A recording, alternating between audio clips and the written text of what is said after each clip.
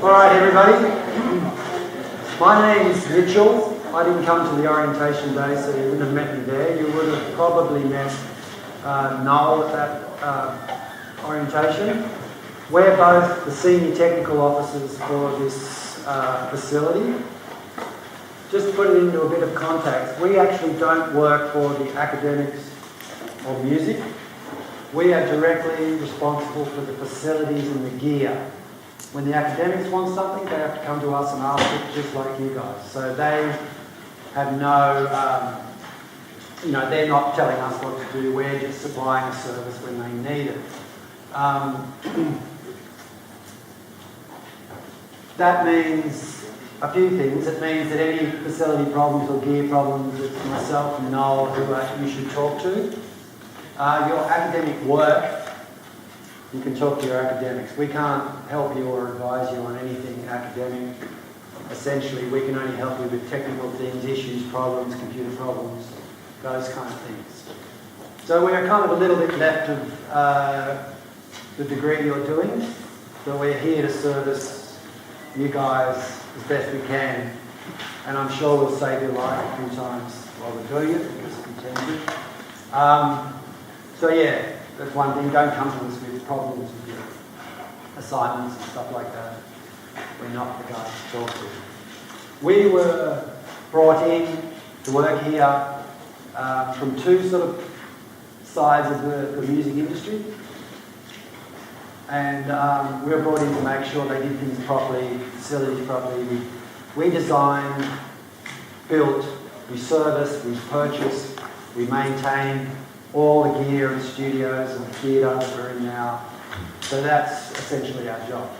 One of the things we must do, because you're using the facilities, is give you a brief work, health, place and safety talk about the facilities. Okay, there's a few things I'm going to say that might seem boring, but there's a few things you really have to remember. I'm going to try and accent those when I talk about them.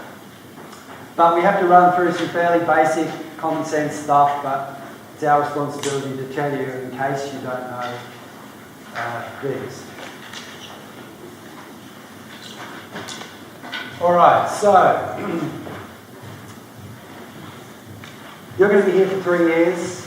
You're going to work in many different places of the facilities. You may work outside the university doing unit work or whatever. So we have to cover a lot of kind of ground. There is notes on all this stuff that's accessible through the university website. We can point you to those, but essentially we're going to cover the basics here today. I'm sorry it's not the most exciting thing. The first thing, you should all put this number into your phone. This is security for the university. So just in a general sense, if you turned up in your car, you're in the car park, you're walking from the station, you're here at night, after hours or even within hours, and you feel unsafe in any way, this is the number you should call. Not just for your own safety, if you stumble across somebody who's been hurt or an incident or something that looks dangerous, it's a general number.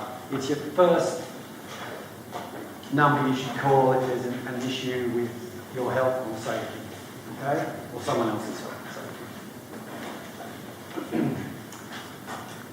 Security here, just as while you're putting that number in, security are both security, first aid officers, fire wardens.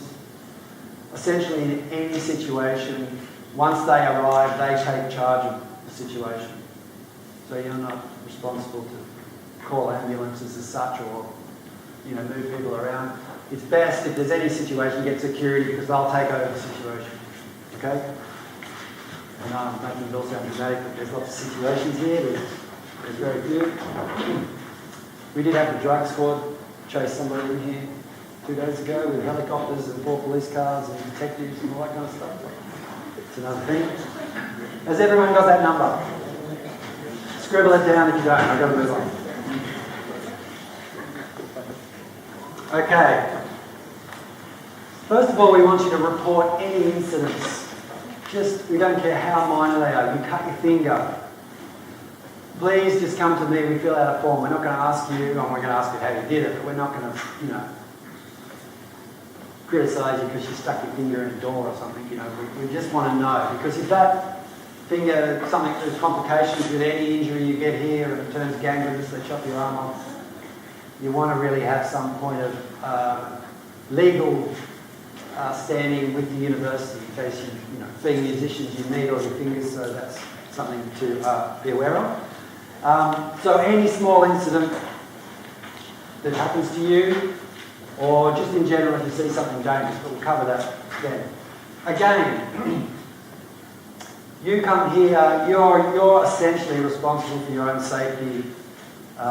If you see a nail sticking out of the door and you don't tell anyone, you become responsible for that nail. So just in the most crude terms, that's what we're talking about. On the screen I've got 000. Now,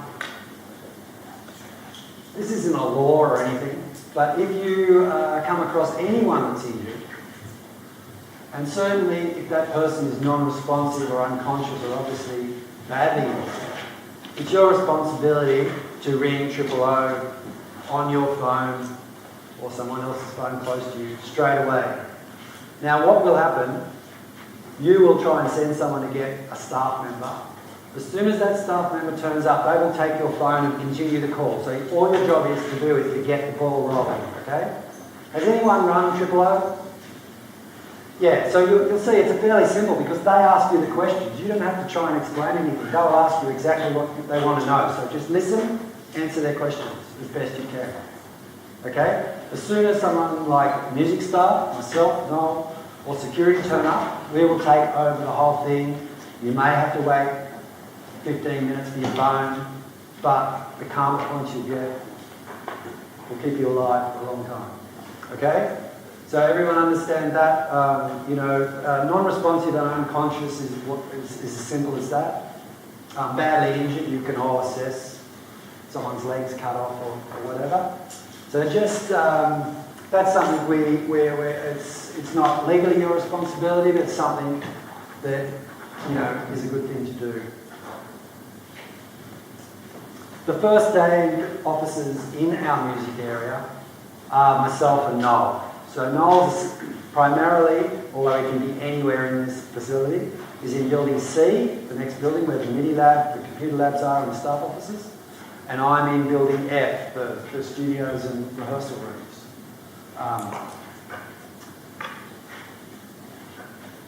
If there is a need for first aid, trying to find us could be quicker than trying to get security, but they're your two options. We are first aid officers for these buildings.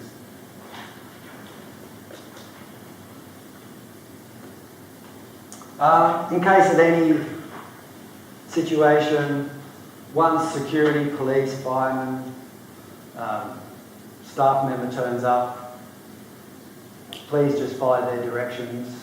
Might be inconvenient. You might have to leave your bag in a place.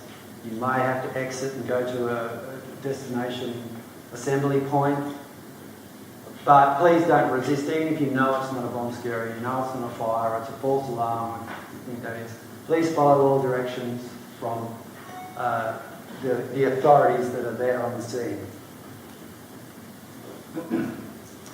Now, I'm just going to run through these simple because it is common sense and it's becoming in people's consciousness all the time. But we have what I was talking about and why we gave you security's number. Your physical safety, coming to university, on the bus, in the car park, walking the corridors of the university, day or night. It's worth being vigilant about dangers, but any danger you feel, that number that I gave you, which is security number, should be run if you feel unsafe in any way or form. Now, music. Music involves lifting a lot of equipment, even if it's, euphonium in a case or a guitar amplifier, speakers, general electronic equipment that we have, all involves lifting something. There is no limit to what you can lift or no limit, the minimum limit that you should lift. It's just up to you to make a judgment. If you think it's heavy, get someone to help you. Lift correctly, as we all sort of know, with your legs, but you need to assess what you're moving around. It might not be lifting it, it might be pushing it, dragging it, whatever. There's plenty of students here, and you'll always be working in groups, as musicians kind of tend to do. So please be aware of moving equipment, not just lifting it. When you're rolling stuff through doorways and stuff, watch your fingers. There's not a road crew that I haven't met where one person in the road crew has lost a finger from jamming it, going through a door with a big road coaster or whatever. So please be aware of that. Please be aware when you're rolling equipment around, there's also cabling, those kind of things, which may be audio cables, maybe electrical cables. Now this is pretty relevant to you guys. Is music's a loud business? Listening to it, playing it, going to concerts, it's all pretty loud. It's one thing that does affect musicians more than a lot of other people. Probably construction workers is the worst one. I suggest that you have available to yourself all the time hearing protection. If you're in any situation while you're doing this degree where you feel it's too loud, you're quite within your rights to leave or put on hearing protection. Now, I have free earplugs, but they're industrial earplugs. They're like 30-cent earplugs. But I suggest as a musician that you look at buying a good balanced pair of earplugs. Earplugs, the industrial ones, the little foam ones that you roll up in your ear, great, but they tend to just get rid of the high frequency and leave you with a very muddy, like your head's full of water sound. It's good for protection, but not good for you to play and listen to music through, certainly not listen in any critical sense. There is a couple of people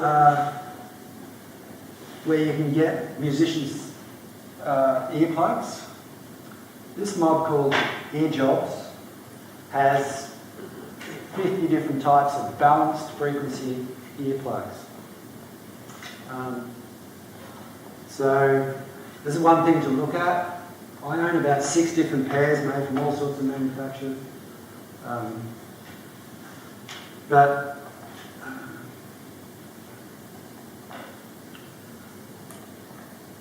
not sure why the page is loading like that, but anyway, you'll see that what these earplugs have is they'll be a silicon gel kind of earplug, but they'll have a port coming out, and that port's where they can balance the frequencies, they can turn them down, and you're looking at trying to get about at least 20 dB attenuation when you look at any of the specifications. But some are big, some are small, some look good, and it's up to you to choose one. They're all not too bad. But it allows you to get a nice balanced frequency, but turning it all down. Okay? So I'd look into that. Certainly if you're a band playing person, like a rock band style band playing, but it doesn't mean you don't have to be in a heavy metal rock band to go deaf. Jazz guys, sax players, standing next to a sax player. So that's something to look into. But like I say, you're going to be doing workshops with loud bands. Please be aware of your hearing. One thing about it is not just the loudness, it's how long you listen to it. Okay, so sitting in front of a set of speakers, even playing at a reasonable level, if you're doing that for 10 hours, that could be as much damage as 20 minutes with a rock band. Okay? So just be aware of that. Give yourself plenty of breaks in that time so your ears can relax again. I won't go too much on this workspace ergonomics. That's about dealing with a computer, and we'll talk more about that side of it. The last one is harassment and bullying. In actual fact, that's the biggest work health, place and safety issue in Australia today, and certainly it's no exception to universities. So if you feel in any way that you are being harassed by either your classmates, other students, your teacher, or any staff member in the university, there is people to see and people to report that to. We're not going to ask you to report it to the person who's harassing you, but it is a big issue. And the biggest problem with this stuff is people not reporting it. And it gets out of hand and causes a great deal of stress and anxiety. as you can imagine. For our purpose directly, I'm just going to give you two names. Claire McLean is the course advisor. She's like oversees all the courses. She is the first port of call. Of course, if it's Claire that's harassing you, which I doubt. Impossible. Outside that, we have our head of program, director of the program, that's not like the name, but Sally MacArthur. She's the overall head of this area.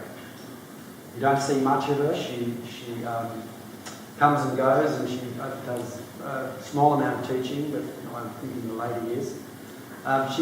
She's a person. Other than that, you've got other staff members just in general, and you've also got security if you think you don't have anyone. But don't be afraid. Unfortunately, the statistics are 80% of people don't report that stuff, and the 20% that do are making up a big contingent of work health, place and safety issues. So please be aware that's an option. Okay, just in general terms, working in music facilities, there's a few basic rules. The first one is if you're here after hours, we keep an eye on this and never let it happen, but please don't organise to work alone. Always arrange to work with someone. We don't want you in a building, certainly a soundproof studio building, on your own, because nobody can hear you screaming, okay? So that is just something we put in place to have after hours access, okay? We want students to come, certainly in the second years, when you're using studios where you could potentially use it on your own. We would prefer two people to be there in case somebody electrocutes themselves, has a heart attack or whatever.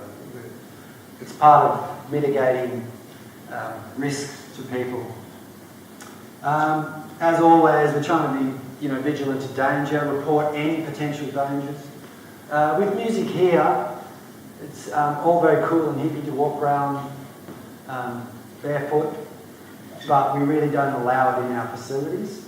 If your stage performance involves barefoot because it's a performance, then up until the performance you've got to wear shoes until I'm not saying shoes, sandals is fine, you've got to be footwear.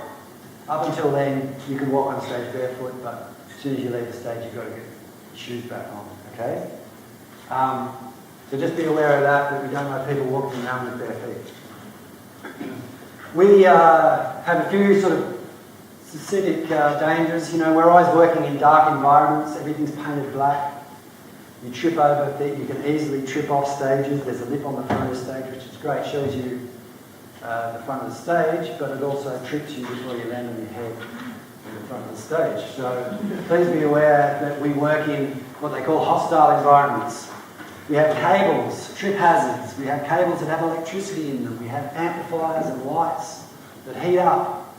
All these things you may stumble into in the dark or pick up just trying to get off stage or just grab accidentally. Rolling things, putting sharp things down on cabling is all big issue. We also have potentially working at heights, but we don't really let students up into the gantry or catwalks above you for the lighting unless they've had extra training. We essentially don't want you working more than 1.5 meters off the ground. So we do have ladders and things, but essentially anything that gets done up there, I tend to do it, or you arrange with me to do something up there if it's hang a graphic off or something like that. You will get into doing performances which involve more than just playing on stage in the next couple of years. Some activities on or off campus may involve risk assessments. Everything in these facilities is pretty much okay, and it's not necessarily up to you to do the risk assessment, but it's up to you to make sure a risk assessment is done when it's needed. It will be done by the music staff. That's not me or Noel, that's the academic staff that have arranged your gig that might be up in the food court, or a gig that might be at a school or an event somewhere, which does happen. I attended about 4 different events off campus. They all need risk assessments, which is to assess the dangers there. That might involve you getting your guitar amplifier tagged and tested to play somewhere. Okay, that's an issue with electrical equipment.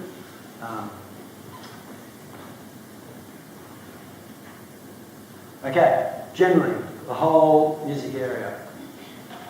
I'm sure those seats aren't really the music area, so it's not too bad, eating and drinking, but anywhere in the music precinct that involves a computer lab, a rehearsal room, this stage area, near any equipment like a mixing console, sound console, or in the lighting desk, any of the studios, any of the rehearsal rooms, there is no food or drink allowed in there.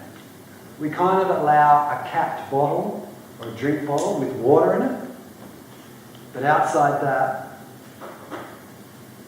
if we see you in these places, we just have to give you a warning. If we have to warn you more than once, I'm sorry, we just can't trust you not to eat, okay? So the corridors and eating where the lounges are up there in the foyers, but certainly in any of the rooms, you cannot consume food in there.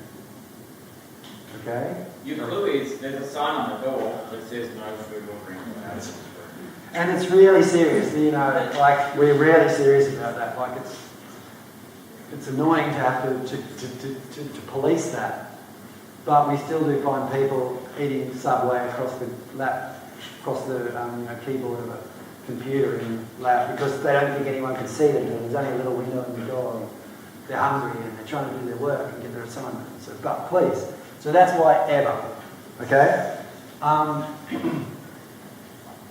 Okay. The other thing to always remember, no matter what's going on, there is no access to the facilities on weekends. Okay, all public holidays, so Anzac Day, Queen's birthday, you won't be allowed in the buildings in those days. Okay?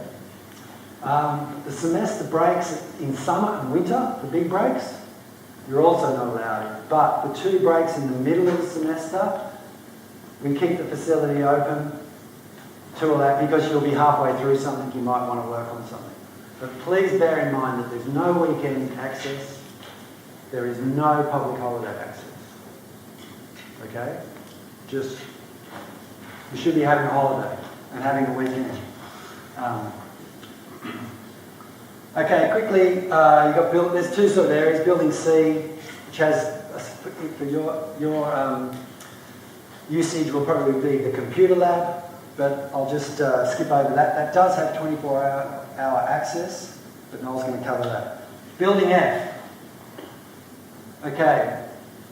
Generally the doors click open and you don't need to swipe in from 8:30 to 6.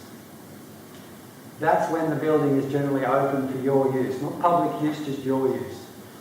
Okay?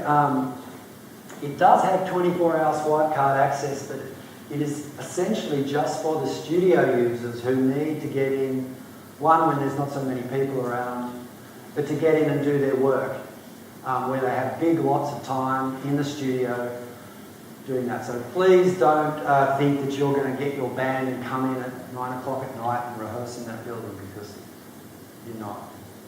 Okay? We can't police that stuff. We know who the studio users are. We know when they're booked in.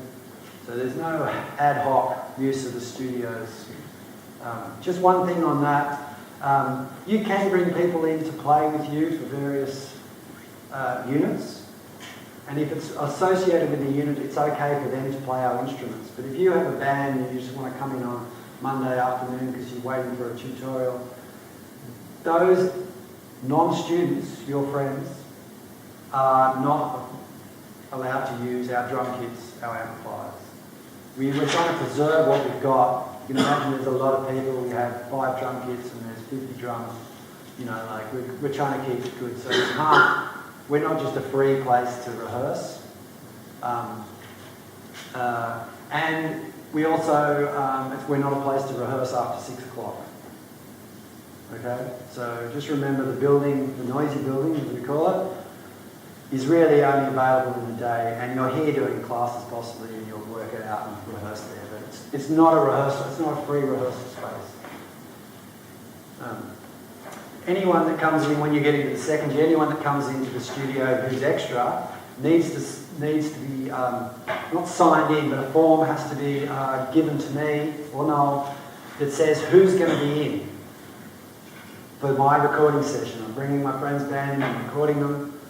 You need to tell us who that is. We need that because if the building burns down, they need to be able to identify who was in the building or who didn't get out of the building or whatever. So you can do that the day before, but you need to tell us if you're bringing anyone in who's not a student after hours. Okay.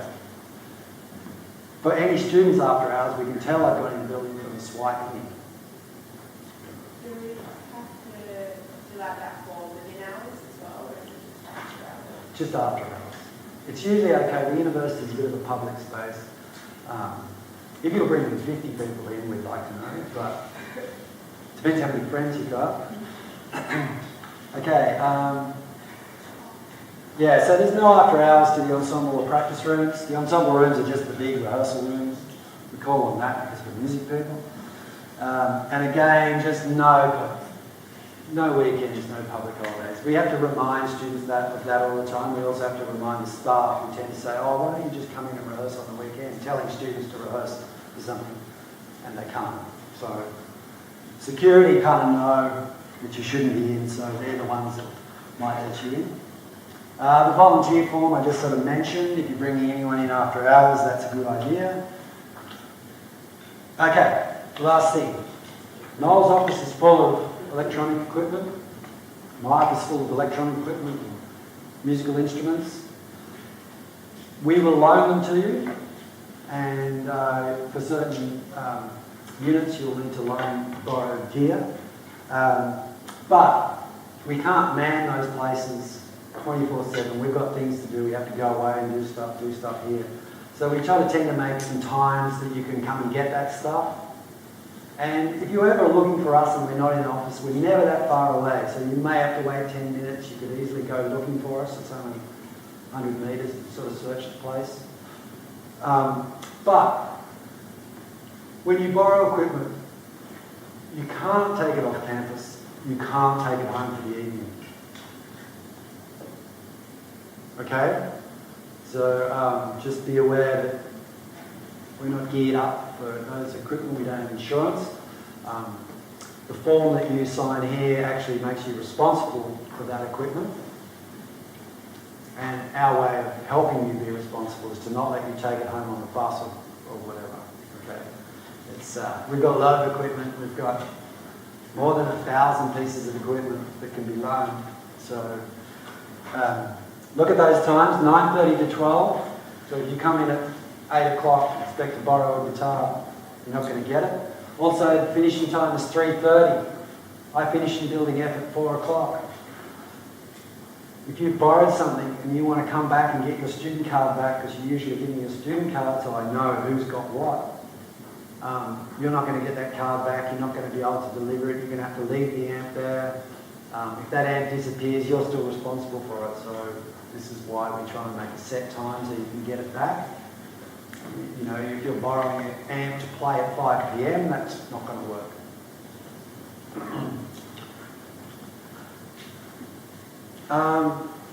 So yeah, we want you, because as I've sort of mentioned, you are, when you borrow a piece of equipment, if it's worth $4,000 and you lose it,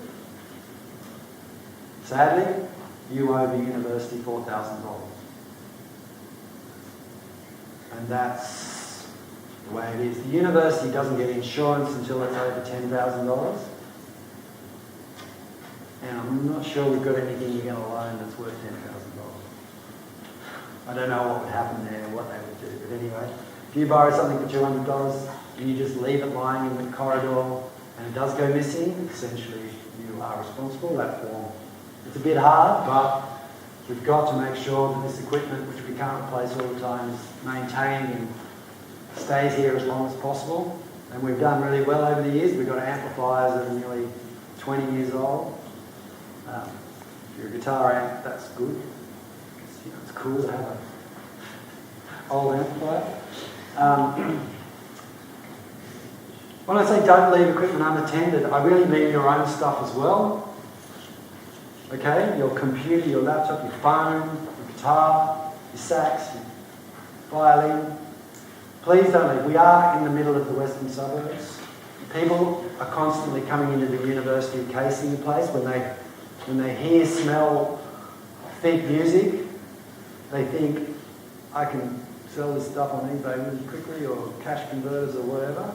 So do not just leave your guitar in the practice room, your computer in the practice room. Do not leave it unattended. And that includes our equipment especially. You are financially responsible for any equipment in your care, which is your own equipment. Whoops. So any questions on all of that? Your safety, lifting, hearing, your time here, security, first aid, any questions? Yes?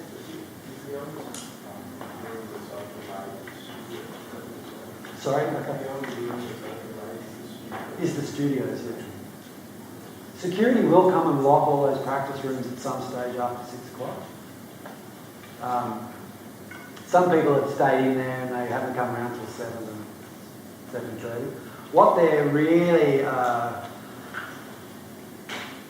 not trying to stop, but it's that really late night, I brought my band in, or I'm just going to stay there all night and do my assignment in a dark room, in a practice room. It's that kind of stuff. So because we know it's the studio and they're trying to record stuff, we're trying to have the building as quiet as possible, even though the studios are relatively soundproof.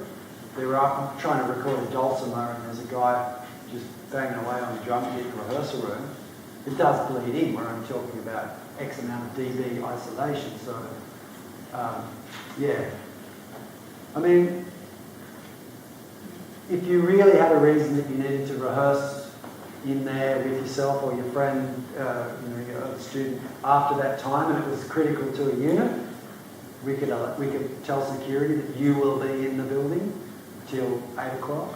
So security doesn't leave? The security does do its rounds at the university. That's what I say when they come and lock those rooms. It could be 6 o'clock, it could be 8:30. But they're aware that music students might be around, that they know who's supposed to be there as well. And the people in the studio have probably swiped in. They certainly have to swipe into the studio. You can't just walk into the studio. So there's a record of who's there. Anyway, any questions? Any more questions? Yes? How do you know if there's like a class of like exactly like book or like Hopefully, we get updates of the timetable, or we have a timetable that's on the door. If you have a look, you'll see, and it kind of tends to tell you when a class is in there. But it's worth going there and noting where the spare time is, because you will need to go in there to do your assignment. Certainly the first year music production, you'll want to get in there to do your stuff. So there is a timetable. There should be a timetable on the door, all things being equal. Yeah, for any room that's got classes for people, there's a timetable, so you can see what your Okay. Sir? Yep. Just wondering, what does an act of God constitute in terms of equipment? Flood, Oh, it's just a Fire. natural disaster stuff. disaster stuff, hurricane, cyclone. I don't know, that's a weird thing that's been put into it. Just a legal thing? To Yeah, say, it's something that's in all legal documents to do insurance, and that's, I don't know.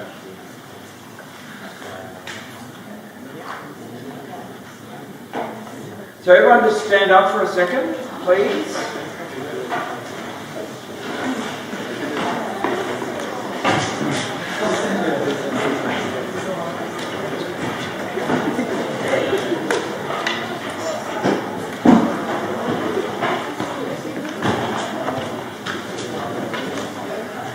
Pop your arms above your head for a second.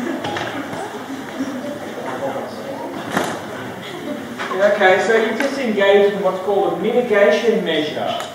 So congratulations, you're probably not going to get deep vein thrombosis in the next hour or so. Sit down. It's all good. So that's an indication of the kind of things you can do. Sitting around at a computer, sitting in a practice room, those kinds of things. You're supposed to take a break every hour. It's recommended to take 5 minutes, have a stretch, have a walk, have a drink of water, etc. 5 minutes every hour. Okay? So I'll just run through. I'll be pretty quick, but I cover issues relating to computer aids. I'll recap on some general WHS information. So as Mitch would have explained, this is something that's actually part of the New South Wales state legislation. So, UWS or WSU, haven't updated that for a while, is about duty of care. So the government, in line with work cover, so this does align with matters relating to work cover, passes on the responsibility of Western Sydney Uni, which passes on to the staff, which we pass on to you. So we're all in the line of duty of care. Part of our duty of care is to let you know what the risks are, how to pass on to you how to identify the risks, and what the basic mitigation measures are. So, like I just said, sitting around for a long time, there's risks associated with that, believe it or not. So standing up and having a stretch, that's a mitigation. How to reduce the risks of sitting around for long periods of time. We have a responsibility to provide you with a safe and controlled environment, and as I said, I just ran through the basics. We identify the risks, mitigate the risks, and advise you of best practice. Yep.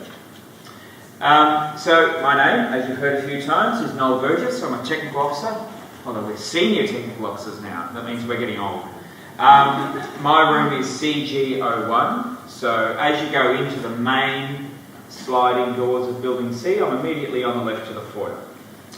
What I do is I look after the functionality of the computers, the software and the technology. I do troubleshooting on those devices and provide you with advice on how to use them. And I give you guidance about when you're doing your work, unknown problems or things that you'll get a lot of knowledge in your classes and then you put them into practice outside the classes. So Mitchell and I, part of our job is for you to kind of check how things get done, give you some tips and tricks here and there. But what I don't do is your work for you. Sorry. I don't do general IT stuff, so I do music specific. Okay, there is a difference there. My student email's mucking up, that's not me. Okay, I'm using Pro Tools, I'm using Logic, whatever, I'm using this piece of gear, that is me. So views as well, there's a whole department that looks after views, that's not me. The Wi-Fi system for your laptop and that, also not me. You can ask me the question, and if I can give you some useful advice quickly, no problems, but I'm not actually there to solve that problem. Student accounts, all that kind of stuff. So there is a central IT department, and they have a help desk in Building V. Building V is right next to the library. Okay, so they have a physical help desk there that you can go up there and ask some questions that are a bit too hard for me. I also don't look after your enrolments, give you course advice, or engage in dispute resolution. So in enrolments, you speak to Student Central, which is you go up through the middle, you've got security on your right, you've got Student Central on your left. Course advice, as Mitchell has pointed out, is Claire McLean. She's in most days, but the best way to talk to her, send her an email and make a time. Okay? Academics are generally not on campus unless they're teaching. So they will cluster their appointments with students around the times that they're going to be on campus teaching. So don't rock up to someone's office, knock on the door and expect them to be there. They probably won't be there. Okay? Dispute resolution, again, that goes through Student Central, and there's processes in place to help you with that. So that's what happens when students come to my office door often. So the lab, CG6, MIDI Lab, or Music Lab, however you want to call it, is all music enrolled students. That's actually broadened now because there's a number of other programs using that lab.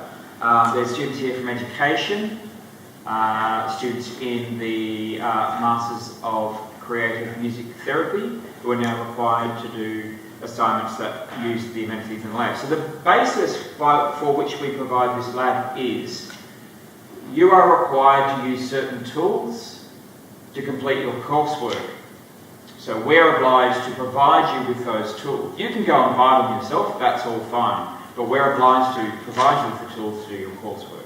So that lab is a shared space but across a number of programs, which is a fair few students.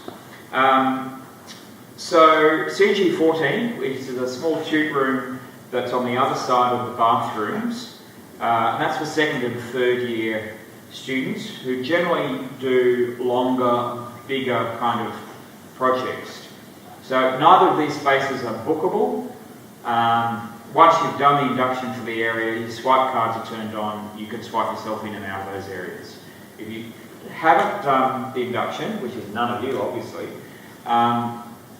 you don't have access to those rooms to use them unattended. You can attend them while there's a class and there's someone standing there with you who's been inducted, but there's no access to those rooms unattended. So if you're in the lab and someone comes and knocks on the doors and gestures to let them in, for you to let them in, what you need to understand is, you know, maybe they're a mate and that's all fine, you can do what you like, but what you do need to understand is that you are now liable for that person. If they haven't done the induction, which is why they can't get in, they go, oh, my swipe card's not working. If they haven't done the induction, you're actually now legally liable for that person and their actions in that room. If they do something like lick their fingers and stick it in a PowerPoint and die, you're the person that actually goes to jail over that because you've let them into the room. Okay? Never happened, thank goodness.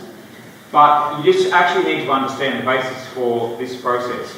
So we're doing our bit now by telling you, don't lick your fingers and stick them in a PowerPoint. See, done, I'm covered. And I've got a little piece of paper that's signed that said that I've passed on that knowledge. So that's the reality of it. You're actually liable for that person if you let them into the room. As Mitchell said, now, these times, it has actually changed over the years. Currently, what we've noticed is that security have changed at times, and it's not even that, it's not what Mitchell said, but the doors all lock at 5:30 now. Mm-hmm. Yeah, I just noticed it last week. I left my card inside. So it's actually 8:30 till 5:30 that the automatically locking doors lock. So that's the external door to building F, the external door to building C, and the internal door in building C. So just out from my office, when you come up towards the lab in the CG14 area, there's another little door that gets closed at 5:30 and locked. So you have 24 hours access in through that glass door on the western side, which is the side that faces building F. Have you all been in the MIDI lab for your tutorial, your production? So you know that little glass door just next to it? That's how you get access after hours. So after 5:30. So Monday to Friday, 24 hour access to the MIDI lab. And then in second year, if you do the studio unit, you get that induction, then you get access to building F after hours to use the studio. Okay? It is closed, and I'm saying this again because I know that there's 5 people in this room are going to ask Mitchell or I before the year is out, oh, I've got lots of assignments to do, can I come in the weekend? No. Never has been, never will be. You will not convince us to let you in on the weekend. Can't do it. So weekends, public holidays, and between semesters, so the June or July holiday and the December, January holiday. Okay, this is what happens when you say, can I come in on the weekend? No more silly photos. I think I took that one out. It was a bit much. Lab risks, pretty straightforward. There's environmental hazards, trip hazards, which are chairs, tables, doors and cables. Sounds kind of silly and obvious. Again, I've seen people trip over their shoelaces and crack their head on the desk. It's a risk, I've pointed it out. Electrical hazard, there's power at every workstation. Prolonged sitting and repetitive strain. is a vulnerability, because when people are really, really intense and concentrating on assignment for hours on end, they tend to kind of cramp up, and that can cause a problem. Headphone use. You can get exposure to prolonged high-level sounds. There's actually another thing there. Never, ever, ever stick headphones on for the first time and then hit play, okay? Because even though you might think it's not that loud, it could be really loud, or there could be a problem, and you could get full level digital distortion coming through, quite loud, and damage your ears. So press play, then stick it on, and then take control, okay? It's a really basic thing, but also important. There you go, that's what happens when someone gets digital distortion in their head. You are using OSX on the Macs. We use exclusively Macs here in the music program. You log on to them using your MyUWS credentials. It's now called a Western ID, I think. I've got to update this, sorry. But you've all done that now because you've been in classes, so you know what that means. Further little thing, if you get a pop-up window asking you to change your password, it is better not to do it in that window. It's better to go to, come and see me, and I can get you on the website. There's a tool on the website which is called password management. It's always best to do it through the website, through the password management. Because if you get it wrong a couple of times, it will lock you out of your account, and that's a phone call to IT, and they reset your account, etc., etc. So if that happens out of hours, you don't get access to the systems until the next day, until you can come and see them. Okay? Don't turn airport on or Wi-Fi on the computers, because you have a 1 gigabit cable connection in the back of every machine, which is way faster. And you just constantly, you will get pestered to log in, etc. Okay, so there's no reason to have Wi-Fi on the iMacs in the lab ever. Empty the trash after you before you log off, or especially if you're using USB key or USB drive. Putting something in the trash doesn't delete it. So what happens is you've actually still got all that material on the drive, or on your thumb drive, or on an external drive. You might eject it, and you've ejected it, but it's still in the trash bin. So that's how you actually get rid of the files. Always eject removable storage, like USB keys, or after a period of time, or in fact randomly, it will get corrupted. The index and catalogue files on those devices gets corrupted really easy if you just yank it out without ejecting first. Okay? And again, 5 people in this room is going to come to me and say, I've just lost my entire semester's work. It's blank. Okay, there are some recovery processes we can engage in, and they're 50-50 whether they're going to work. So it's really important to eject your drives before you pull them out. And don't rely on your USB keys for long-term storage. They're taxis, they're Ubers, right? They carry your data from working on it at uni. You take it home, you stick it on a drive or another machine at home. Basic rule of thumb for data, it's got to be in 3 places to exist once. Okay? So while you're working on a computer, so you're responsible, just like you have notepads and your phone and all those things, your data is actually your responsibility. It's not the university's responsibility. We give you the tools, the data is yours. So when you're working on the computers in the lab, you then take your data with you when you come off that computer. Because that computer, if there's a problem with it between when you work and the next time you come back, that computer could be re-imaged and everything's gone. Okay? So you're responsible for your data, take it with you. Don't leave it on a USB key, they're very prone to failure. So that's a way of getting it somewhere else. That's what happens when your USB key corrupts. Look, this is pretty basic stuff these days. How many people have used a Mac now? Oh, sorry, hands down. Who hasn't used a Mac now that you've been here 1 week? Okay, you will be using one within. So you've got a general idea, you've got an idea of your basic functions of what you do. If you want any kind of tips or tricks, you're welcome to come and see me if I'm around. But the Apple website's actually got a really good lot of workflows to help you out. Again, I'm not going to run through this. It's pretty basic stuff these days. This, however, is a real clanger. Again, 10% of people in this room are going to come to me with this problem. This doesn't relate to everyone, but if you're doing bachelor music, in music production, you'll be working in Pro Tools. Pro Tools is really fussy about its file structure. You won't be familiar with this yet, and you'll be kind of going, why is he telling me this? You must respect the Pro Tools folder structure.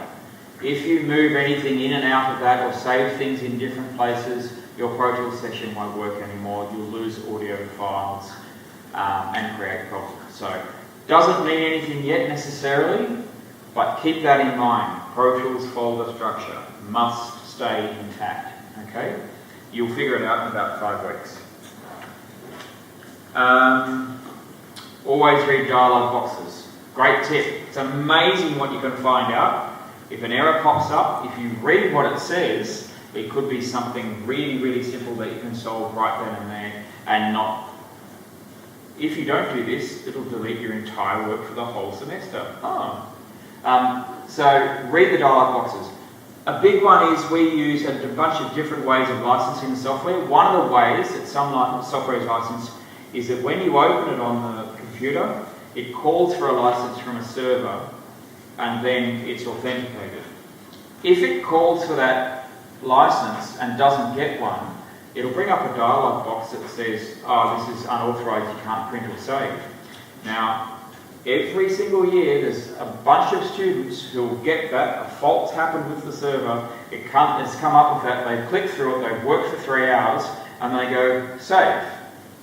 And it says, no, sorry, can't save, not authorized. And they come to me literally in tears because it's the day that their assignment was due that they started their assignment and they spent 3 hours and it's in half an hour and they can't save anything. I have no recourse on that. Okay? I cannot help in that situation. So that thing there, always read dialog boxes, really means always read dialog boxes. Little pop-up windows that come up when you open software, read them. If it says this is not authenticated, you cannot print or save, that's what it means. And that's the point that you come and find me and say, what do I do? Or move to another computer. Come and find me and move to another computer. How about that? Because if you don't report things, the next person that jumps on that computer will have the same thing. That's one thing I didn't mention with anything that doesn't work with like hardware equipment, guitar amps or whatever. You need to tell us. We can't check 1,000 pieces of equipment every week. So if there's a fault or you think there might be a fault or it's done something weird, computer, guitar, any equipment that we've loaned off, please tell us. Like, we need to know. Yeah, we're not going to, yell at you or blame you or that. Things happen, things break, things stop working for no reason. So please let us know any faults. Yeah, I mean, to an example, I've got 47 computers that I look after, plus laptops, 51 computers. So they're in various states of madness at any given point in time. You need to let us know if something's not working. There you go, troubleshooting. TechWiki, it's there but not really supported anymore. We'll move on. Look at the software help or manual, because that could probably answer your question really quickly. This goes back to Mitchell's point. We're not always available. We're not on tap the whole time. We can be supporting up to 3 or 4 classes at a time and going between them. We can be working somewhere else on the campus at that point in time. We could be in a meeting. We could be in the toilets. And that's another one. I've heard people, when I've gone to the bathroom, going, oh God, there's no tech support. I'm like, well, for these 2 minutes, no, there's not, actually. And then they've left. So, not my problem. They didn't get the help they wanted because they couldn't wait for me to go to the loo. So, anyway, too much information. If you're in a class, your first point of contact is the lecturer or tutor. Pretty obvious stuff. And then, after you've gone through all of that, then come to my door, or Mitchell's door, and then if no one's available, you can send an email to musictech@uws.edu.au, and that will get Mitchell and me. So either one of us, whoever the problem relates to or whoever's available first, will be able to pick up that email and act on it. Okay? And yes, basic troubleshooting, always restart. That solves so many problems, it's amazing. And you do the MIDI keyboard in the lab, unplug it, plug it back in again. Check the power for all the things that you're using, check the cables are plugged in, look at the inputs and outputs of the software. A big one with Pro Tools, and look, I'll leave this with the lecturers to reinforce, but instrument tracks and audio tracks are different. Don't put an instrument on an audio track or it won't work. The instrument won't work and the audio won't work. You'll come to find out more about that. Check your preferences, and yeah, that's probably enough. Winners are grinners. Just before you go, when you came in, you were asked to pick up 3 forms. There's actually 4 forms. So please check before you leave here that you've got approval for after hours entry. That's one of them. You sign that and you put it in the box on your way out. You've also got music facility WHS induction form. Again, you sign that and put it in the box with the other forms. The third one that you sign and return is equipment loan acknowledgement form. Some of you may have missed that one. There are copies of all the forms on the back bench there if you didn't get them. The last one, the 4th one, is called the Music Program After Hours Access Code of Practice. Now there's one batch of it that's printed 2 sides, and there's another batch that was printed page 1 on 1 sheet, page 2 on 2 sheets. Some of you may have only picked up one of those pages. So that, you keep that tells you what your code of practice is for using the facilities. So just check that you've got both those pages, pick up the other page on your way out if you don't have it. Thank you. Okay. Just one last thing. You're probably going to get to know me and Noel more than any academic here. Our job is to help you, and we're going to probably save your posterior many times. But we need to know the problems. We need to know the problems to fix things. Our job here is pretty much to know everything about everything. So there's not much we can't help you with in that technical term, in that technical form.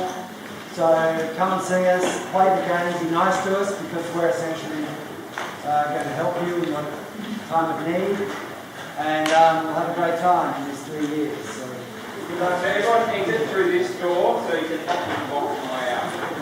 if you don't sign the form or you haven't filled out these forms properly, your card is not going to end up working.